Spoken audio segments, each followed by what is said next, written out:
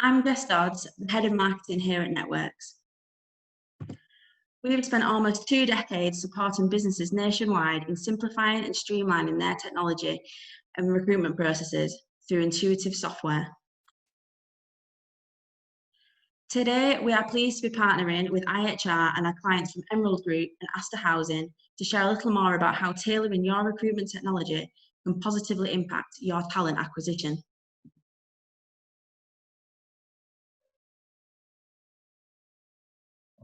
At Networx, we collaborate with clients to deliver simple, clever recruitment software and recruitment services to attract, engage, manage, and onboard top talent. However, in a digital-first era, the possibilities for recruitment innovation are endless. As your recruitment process is unique to you and your business, so is the way you innovate, and digital transformation comes in many shapes and sizes. Whether you're looking to save time with automated workflows, deliver an outstanding candidate experience, or introduce new equality and diversity application processes, recruitment technology plays an integral role to support you in delivering your recruitment goals. Sharing their experience and story with us, we've got 2 fantastic clients joining us today. And starting, we've got Richard, who is a recruitment partner at Emerald Group, a global learning organisation bringing together Emeraldworks, an e-learning solutions provider, and Emerald Publishing, an academic publisher. With more than a decade of recruitment experience, spanning both in-house and agency, Richard now looks after talent acquisition for all hires across Emerald's various UK and international locations. As part of a long-term commitment to equality, diversity and inclusion, Emerald have recently redesigned their recruitment interview processes, bringing together a range of ED&I improvements, including anonymised shortlisting processes. So I'd love to welcome Richard to the stage to share his story. Thank you very much. Hi there.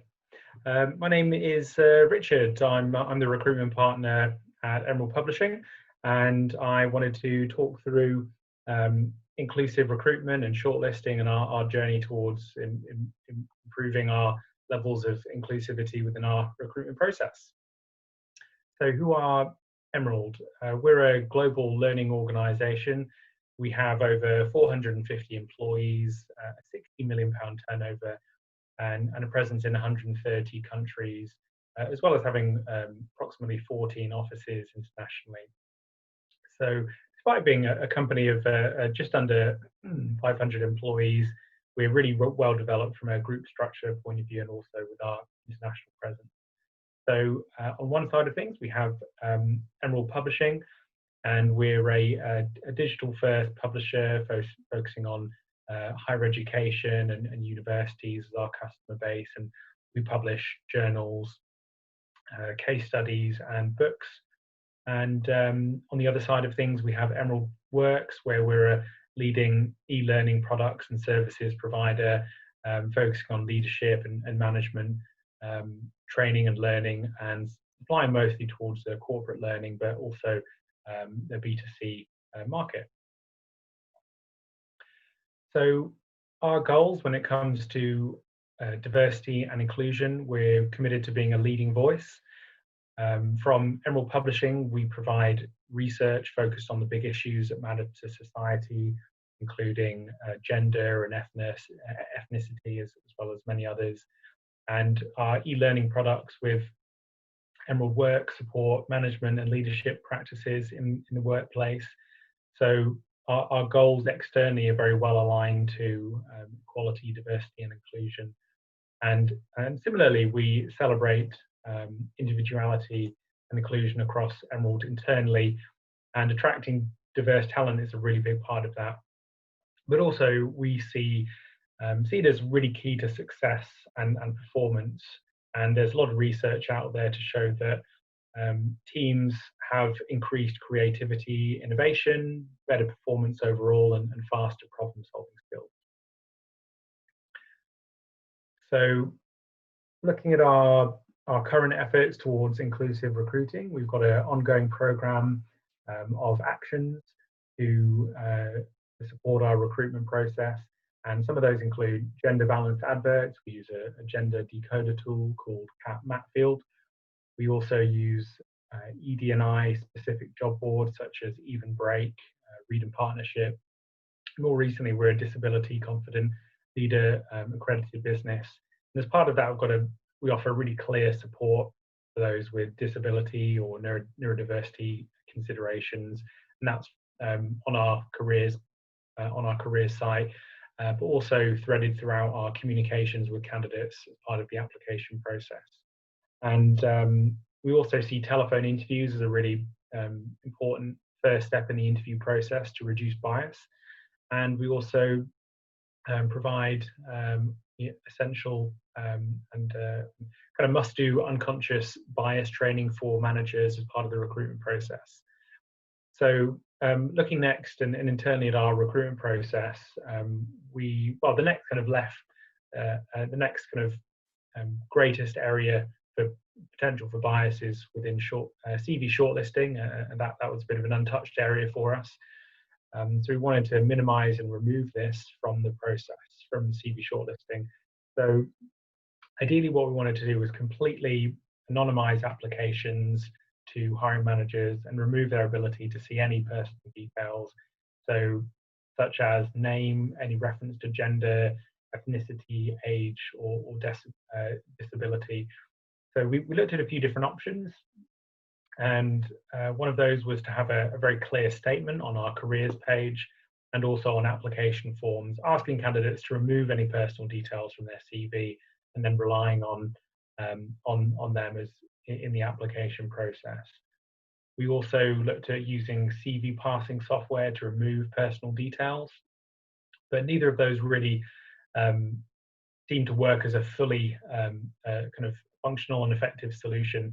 So we also looked at a specific solution with our ATS provider, Networx. And what we found there was and we decided on was a feature called panel scoring with Networx. And there's a few things that enables us to do. In particular, it allows hiring managers to review candidates completely anonymously.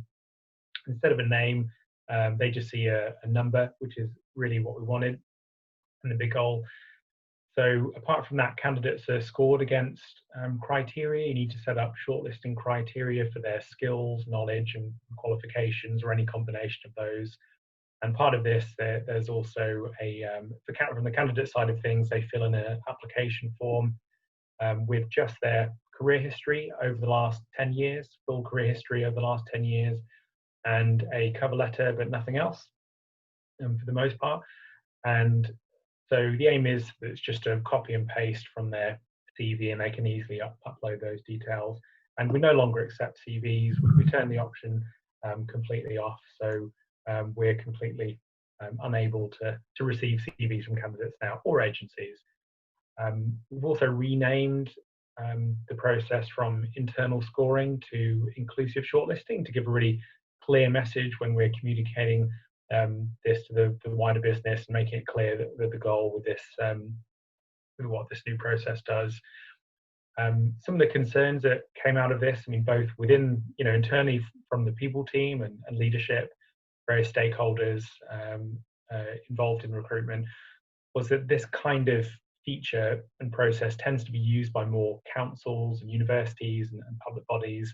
And they've got some big advantages on their side, such as city central locations, sometimes exceptional benefits with final salary pensions. Maybe they're much larger. They might have a much more well known as an organisation. But we're a business with over 450 people. We're headquartered in Bingley, very well known within publishing. But we recruit 14 locations internationally, and we really need to recognise this and make sure that we remain both attractive to candidates, but also there's an ease of use with hiring managers. So addressing some of these concerns and digging into them a bit deeper, really it was about, will we lose out on good candidates? Is this potentially time intensive as an application process with the application forms?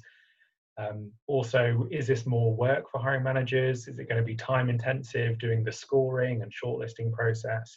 So to address those, we set up the process as light as possible, and we found it to be very flexible and and customizable. From the application form side of things, we set it up, very simply, just the career history and cover letter, plus a few standard questions. And assuming a candidate or an agency has the CV ready to go, it takes a direct candidate 8 minutes to apply on average, and takes an agency 7 minutes on average. And from the hiring manager side of things, with the scoring process, we decided to really strip that back as light as possible again, and so they just have to score based on a yes, maybe, or no, and no other kind of criteria, or looking at specific questions on skills and scoring those. Also, we've had a really hands-on approach with hiring managers, doing a lot of screen sharing, walking them through the click-through process, giving them, before starting each vacancy, giving them the context of what it's all about. And to help hiring managers again, the people team, have been doing an initial sift of candidates. We've had a really high volume at the moment, between 70 and 90 applications for most roles, if not much more for certain vacancies. We're trying to make it as straightforward as possible, and especially for those first few vacancies, make sure we've got people's buy-in and it's really working for them as a process. So we've tried to get that 70 or 90 applications down to just 20 or 30 for them to review. And this is what the application form looks like for candidates. At the top, there's a statement, what Emerald is aiming to do with equality, diversity, and inclusion, and asking candidates not to include any personal details within their career history still, and their cover letter. So it's quite straightforward. Just enter company name, dates, job title, and then responsibilities, including achievements in there as well. Then we ask candidates to fill out full history over the last 10 years, and essentially copy and pasting what they have from their CV. And this is the rest of the application form. We have a few other quick questions in there, such as salary expectations, eligibility to work, room for a cover letter, and that's it for the most part. I mean, there is an equal ops form as well, which we have separate to that. But this is the whole application process for candidates, which we feel is quite straightforward. And looking at the hiring manager side of things, this is the before of what shortlisting looked like for hiring managers. I've omitted the candidate names there, those grey boxes with candidate names, just for GDPR reasons. But normally there's the full candidate name and a list of those down the middle there.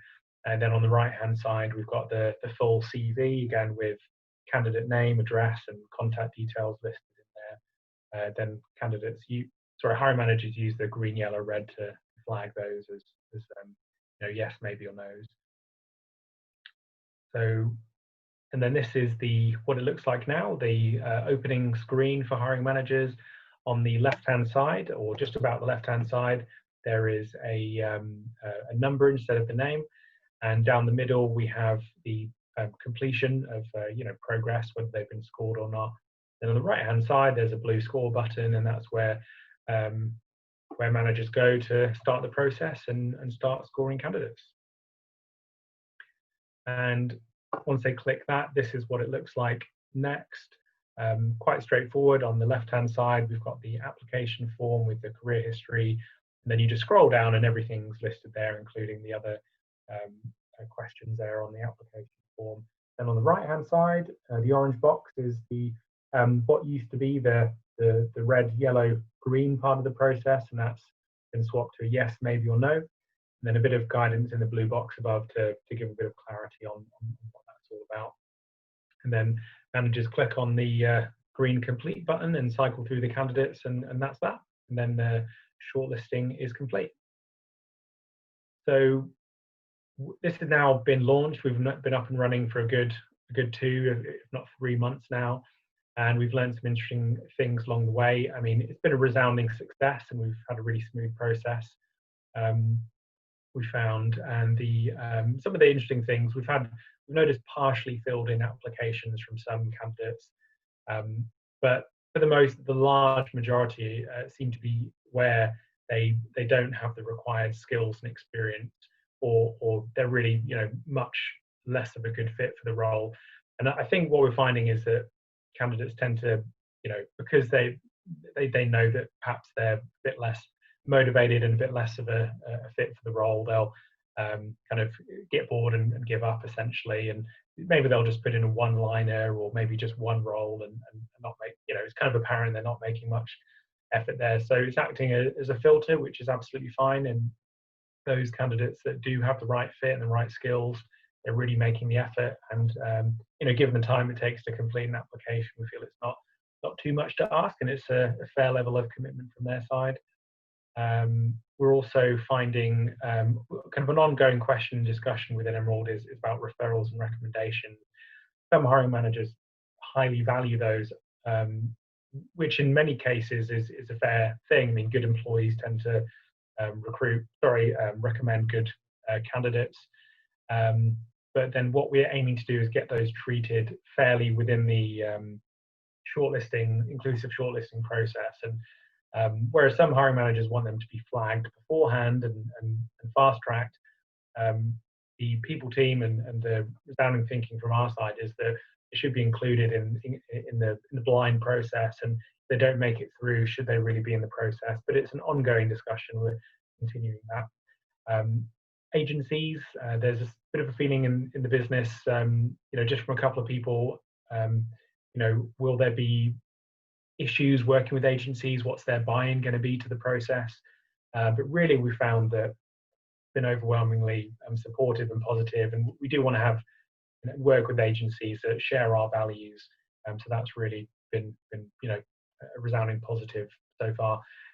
We also it's also a bit more complicated, potentially capturing candidate information from an EDI, a kind of equal ops data from candidates via agencies, because it's difficult for them to ask over the phone, what's your ethnicity, what's your age, your gender. It's really kind of inappropriate in many ways. So we've decided any agency candidate that we're going to admit their equal ops data from our measurement moving forward, but that's just something that's come up as part of the process. Also, the big thing that I think we knew beforehand, but that is really highlighted by this, is there's no shortcut to diversity, and inclusive shortlisting is part of a wider strategy. It really helps create a fair recruitment process, but much greater efforts are needed to attract a more diverse talent pool to apply in the first place. And there's various things we're looking at, so outreach to underrepresented communities, such as women in tech or women in digital, just as one example. Likewise, we can really continue to enhance our employer brand to be more attractive for diverse communities. And early careers recruitment is a big one as well. There's a greater reflection of the diversity of society within graduates. So there's a lot we can do there to increase our levels of diversity and talent attraction. And so measuring success, now we've been launched and up and running for a few months. Hiring manager feedback has been resoundingly positive. They found the process smooth. We've recruited roles, very smoothly. Perhaps that's been helped in part by COVID and there being a lot of good candidates looking at the moment. But the process itself has been smooth, and we've actually had, mostly, resoundingly pretty much positive feedback about the benefits that adds to the shortlisting. And from a data point of view, our equal ops data is captured as part of the application form.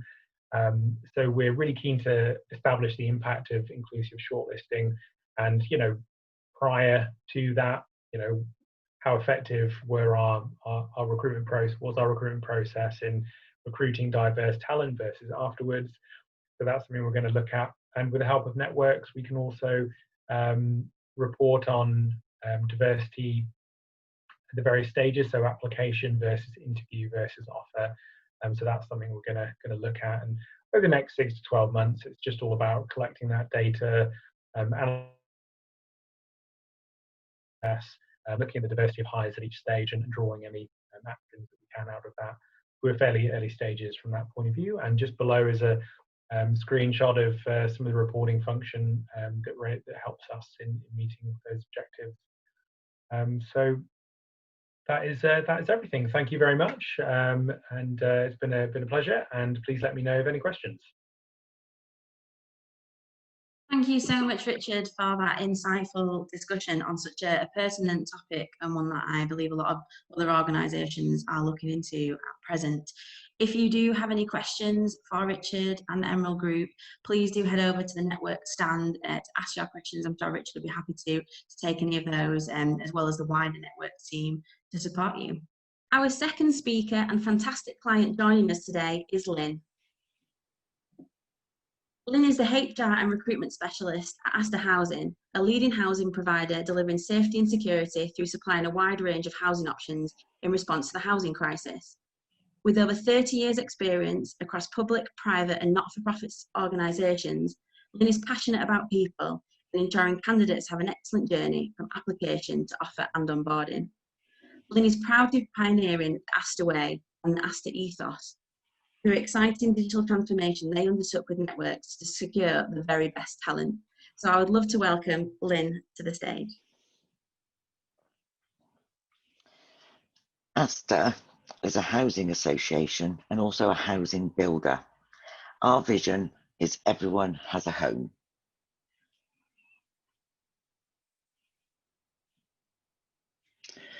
Having built a strong relationship with our account support team and being keen to develop our site, at every opportunity we have worked very closely with Networx over the years to develop an end-to-end site that works well for the business and gives applicants and new starters a great personalised experience.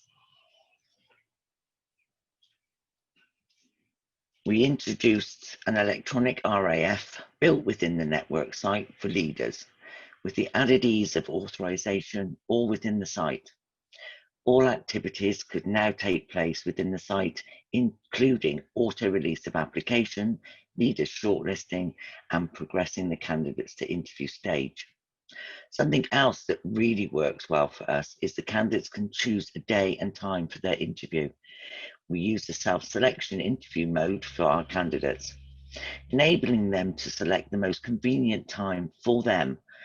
We know people live busy lives, so we text candidates to let them know they've been shortlisted for interview and to click the link in the email to book their slot, which works really well. All of our emails within Networx are fully customizable, meaning we can really get your organization's brand and tone of voice across whilst maintaining consistency. In 2018, we launched our onboarding site. This gives our new starters a seamless, personalized welcome experience before they join us.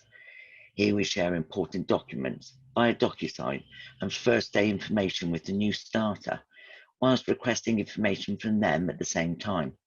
We work closely with our account support team at Networx to make our ambitious plans a reality.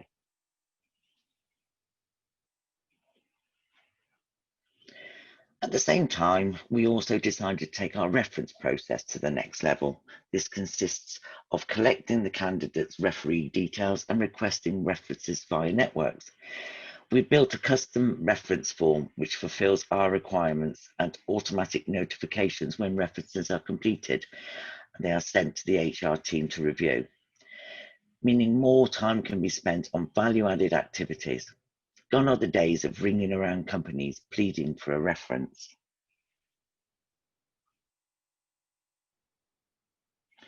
We also recognise that as a new starter touches on more teams than just us, so to make things as easy as possible for the leader, we have built in auto notifications once an offer is made in Networx to internal teams such as IT, facilities, learning and development, and the employee experience team.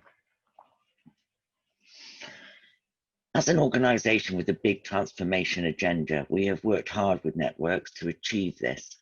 Actively working with our account manager, we have been able to share ideas and plans and turn them into action, with the added extra of networking with the Networx clients and sharing best practice. We are also reviewing what we may need from Networx in the future.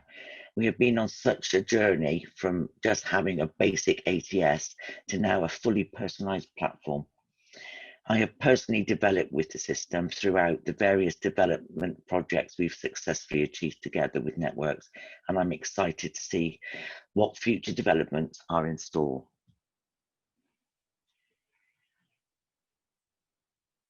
Thank you.